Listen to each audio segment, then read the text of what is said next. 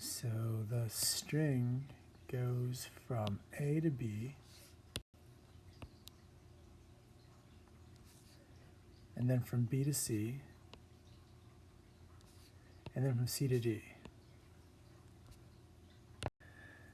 Remember, problem solving is what you do when you don't know what to do. So somehow we're supposed to figure out the measure of angle BXC, which is the measure of this angle from B to X to C. How are we supposed to figure that out? Well, we need to know measures of arcs. And so we're going to use the information that these dots, these black dots, are placed evenly around the circle, and there's 16 of them. So the full rotation of 360 degrees divided by 16 is 22.5 degrees each. Now we know the measure of every arc, because between every 2 points is 22.5 degrees. So 1, 2, 3, 4, 5, 6. 6 22.5s is 135 degrees. That's the measure of arc BC.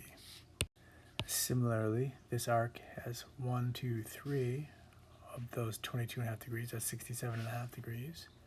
And this arc has 2 of them, which is 45 degrees. And this arc has 5 of them, which is 112.5 degrees. And yes, these add up to 360. But now we can answer the question, what's the measure of angle BXC? This one right here. So this angle has a vertex on the inside. And the relationship when the vertex is on the inside is that the angle is 1/2 of the sum of the arc that that angle intercepts, and that its vertical pair intercepts. So the measure of angle BXC is 1/2 of 45 and 35.